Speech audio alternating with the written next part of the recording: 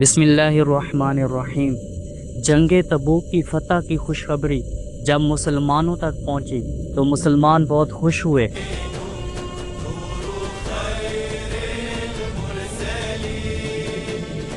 اور ان میں جذبہ جہاد اور بڑھا، اور سیدنا صدیق اکبر رضی اللہ تعالیٰ عنہ نے اسلام کے دیگر قبائل کی طرف لیٹرز بھیجے۔ دیکھتے ہی دیکھتے مجاہدین ایک مرتبہ پھر جوگ در جوگ مدینہ پاک کی طرف روانہ ہوئے، اور مدینہ پاک میں ایک لشکر جرار جمع ہو گیا۔ صدیق اکبر رضی اللہ تعالیٰ عنہ نے فاتح مصر حضرت عمر بن عاص رضی اللہ تعالیٰ عنہ کو 9,000 کا لشکر لے کر فلسطین کی طرف روانہ کیا، اور حضرت ابو عبیدہ بن جراح کو 30,000 کا لشکر دے کر ملک شام کے شہر جابیہ کی طرف روانہ کیا، اور آپ کو تمام فوج کا سپہ سالار اعظم آرمی چیف بنا کر روانہ کیا، اور 18,000 کا لشکر سیف من سیوف اللہ حضرت خالد بن ولید رضی اللہ تعالیٰ عنہ کو دیا، اور فرمایا تم رومن امپائر کی طرف نہیں بلکہ پرشین امپائر کی طرف جاؤ گے۔ پرشین امپائر اصل میں حضور علیہ الصلوۃ والسلام میں اپنی حیات ظاہری میں کچھ ممالک کی طرف اسلام کی دعوت کے لیے لیٹرز بھیجے، جیسے حبشہ کے حاکم نجاشی، اور رومنز امپائر کے بادشاہ ہراقل، اور پرشین امپائر کے بادشاہ خسرو پرویز۔ نجاشی نے تو اسلام قبول کر لیا، اور ہراقل نے اسلام تو قبول نہیں کیا لیکن خط کی بے حرمتی نہیں کی۔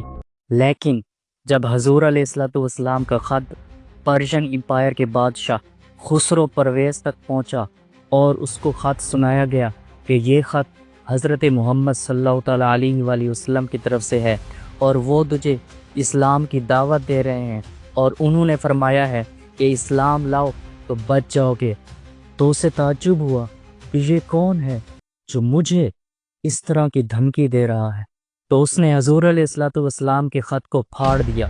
کچھ دنوں بعد اس کے بیٹے نے اسے پھاڑ دیا۔ خط کو شہید کرنے کے بعد خسرو نے حضور علیہ الصلوۃ والسلام کو گرفتار کرنے کے لیے اپنے 2 کمانڈرز بھیجے۔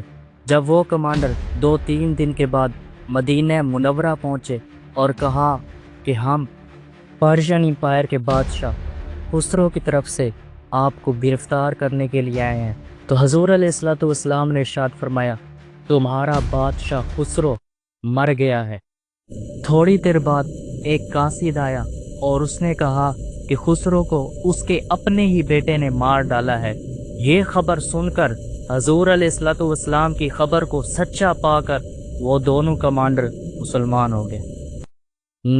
صدیق اکبر رضی اللہ تعالیٰ عنہ نے 18,000 کا لشکر دے کر حضرت خالد بن ولید رضی اللہ تعالیٰ عنہ کو پرشین امپائر کی طرف روانہ کیا۔ حضرت خالد بن ولید رضی اللہ تعالیٰ عنہ وہ لشکر لے کر پرشین امپائر کے شہر ابلا کی طرف روانہ ہوئے۔ ابلا کا حاکم ہرمز بہت ہی سفاک، ظالم اور بہت ہی طاقتور تھا۔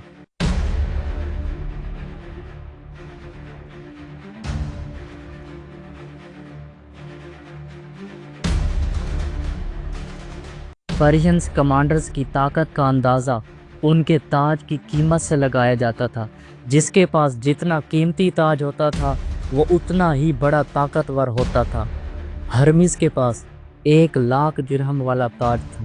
حضرت خالد بن ولید نے ہرمز کی طرف خط بھیجا اور فرمایا کہ عزت کے ساتھ فارس ہمارے حوالے کر دو اور ٹیکس دے کر ہماری حکومت میں رہو، ورنہ فیصلہ تلواریں کریں گی، اور میرے ساتھ ایسی قوم ہے کہ جو موت کو ایسے پسند کرتی ہے جیسے تم لوگ زندگی کو پسند کرتے ہو۔ یہ سن کر ہرمز غصے سے سرخ ہو گیا، اور اس نے قاصد کو خوب سنائی، اور اس نے کہا کیا یہ عرب جو اونٹنی کا دودھ پیتے ہیں، گو کا گوشت کھاتے ہیں، صحرا میں رہتے ہیں، یہ پرشین امپائر کے ساتھ لڑنے کے خواب دیکھ رہی ہیں جن سے رومنز بھی جنگ لڑنے سے پہلے 100 بار سوچتے ہیں۔ حضرت خالد بن ولید کا جاسوس کاظمہ سے ابلا پہنچا تھا۔ ہرمز نے سمجھا کہ حضرت خالد بن ولید کاظمہ کی طرف بڑھ رہے ہیں، تو اس نے 30,000 کا لشکر لیا اور کاظمہ جا پہنچا، لیکن اس کو پتہ چلا کہ حضرت خالد بن ولید کاظمہ میں نہیں بلکہ حفیرہ میں ہے۔ پھر وہ کاظمہ سے 50 میل دور میدان حفیرہ کی طرف بڑھا۔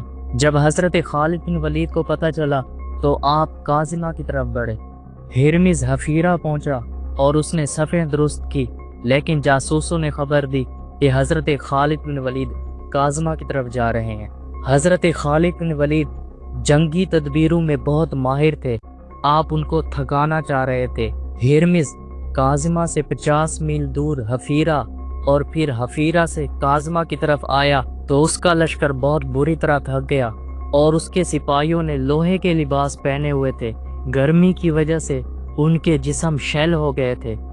اتنے میں حضرت خالد بن ولید 18,000 کا لشکر لے کر کاظمہ پہنچے۔ دونوں لشکر آمنے سامنے تھے۔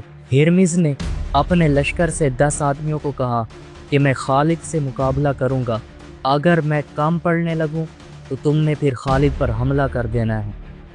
یہ کہہ کر ہرمز آگے بڑھا اور اس نے کہا، ادھر ہے خالد، سامنے آ، تجھے بڑا شوق ہے فارس کی چٹانوں سے مقابلہ کرنے کا۔ حضرت خالد بن ولید سامنے آئے اور فرمایا، انا خالد ابن الولید، انا خالد ابن الولید، میں خالد بن ولید ہوں، اور اس کے سامنے آئے۔ اب دونوں سردار اپنے اپنے گھوڑوں سے نیچے اترے اور تلوار بازی شروع کر دی۔ ہرمز تلوار بازی میں بہت ہی ماہر تھا، لیکن حضرت خالد بن ولید تو اللہ کی تلوار تھے۔ دونوں کافی دیر تک لڑتے رہے۔ ہرمز نے جب دیکھا کہ اس کا سر جسم پر سلامت نہیں رہے گا تو اس نے حضرت خالد بن ولید سے کہا کہ تمہاری تلوار بازی تو میں نے دیکھی، تمہیں لڑنا ہی نہیں آتا، اب تم سے کشتی کرتا ہوں۔ اب دونوں نے اپنی اپنی تلواریں پھینکی اور کشتی کرنا شروع ہوئے۔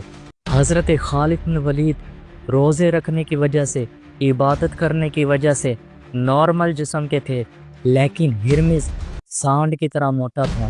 وہ حضرت خالد بن ولید کو نیچے گرانے میں کامیاب ہو گیا اور آپ کے جسم پر چڑھ کر آپ کے بازوؤں کو اپنی بغلوں میں پھنسا لیا اور پلان کے مطابق اپنے 10 آدمیوں کو حملہ کرنے کا اشارہ کیا۔ وہ 10 آدمی اس طرح آگے بڑھ رہے تھے جیسے کشتی دیکھنے کے لیے آگے بڑھ رہے ہیں، لیکن حضرت قعقاع بن عمر تمیمی نے ان کے پلان کو سمجھ لیا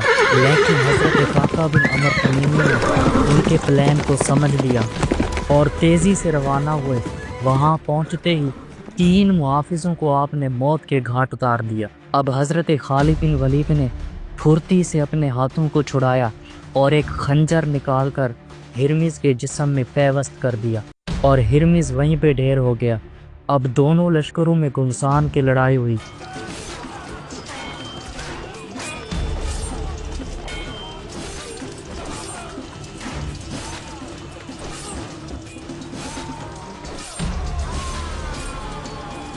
لیکن اپنے کمانڈر کے مرنے کی وجہ سے فارسی زیادہ دیر ٹک نہ پائے اور جنگ چھوڑ کر بھاگ گئے۔